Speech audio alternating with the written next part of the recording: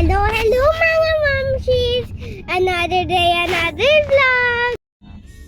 Good morning mga momshies! Another day, another vlog. For today's video, samahan niyo po kami sa aming family getaway. So, bago kami umalis or pumunta sa aming pupuntahan, dumaan muna kami dito sa simbahan para humingi ng guidance at para maging safe po kami sa aming pupuntahan, walang maging anumang aberya, and nagpapa-thank you din po kami sa mga blessings na natanggap namin. Sa mga panganahon yan, gising na ang aming baby at ready na gumala kung saan man kami pupunta. Next stop, dumaan muna kami sa nag-drive-thru muna kami kasi hindi pa kami nag-aalmusal. So, syempre, bawal magutom, kawawa ang mga bagets. So, bumili muna kami dito sa Jollibee. Jollibee, baka naman. So, para hindi kami magutom sa daan, kumain na muna kami. So, light meal lang naman yung binili namin. Yung araw nga pala ngayon, kaya kami magpa-family getaway, ay isa sa napaka-importanteng araw sa aming mag-asawa at sa aming pamilya. So, 8 years na po kami kasal ng aking asawa. And syempre, kailangan nating i-celebrate yon kasi in the past 8 years, naging maganda ang aming samahan, nagkakatampuhan, pero palagi naman nagkakabate. Sa isang mag-asawa kasi, kailangan give and take kayo. Kailangan kung nakikipag-away ang isa, handang makinig ang isa, at ang isa naman, kung magsasalita na siya, syempre tahimik ka at pakinggan mo rin kung anong sasabihin niya. At nandito na nga pala kami sa Manila Ocean Park.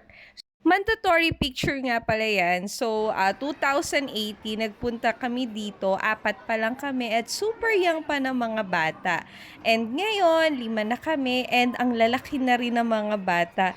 Nakakatuwa, sobrang bilis lang ng mga pangyayari. So, nandito na si Caleb. Bago kami pumasok sa bawat room or bawat area, kailangan may reservation para sa baby na 2 feet and below. So, medyo lumampas nga si Caleb sa 2 feet since si Caleb ay 7 months na. So, kailangan lang na sa reservation. Pero, mabait naman si Manila Ocean Park kahit lampas na ng kaunting pulgada lang naman si Caleb, pinalibre na rin. Well, so bata pa rin naman siya, hindi pa rin ganun ma-appreciate ang lahat-lahat. So, tuwang-tuwa nga pala yung mga anak ko dito. So, nakakatuwa kasi na-appreciate na nila yung mga ganitong bagay.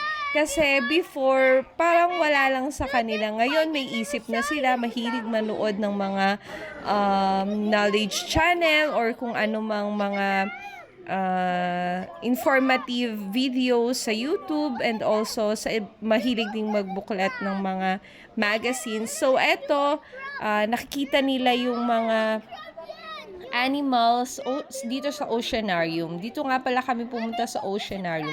By the way, bago kami pumunta dito sa Ocean Park, Manila Ocean Park, nag-book na nga pala kami sa Klook sa Klook, internet lang naman. So, nakamura kami ng less than 100 pesos.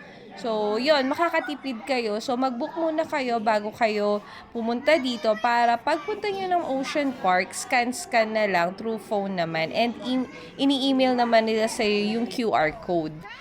So, tara na, samahan nyo kami sa buong araw na kasayahan.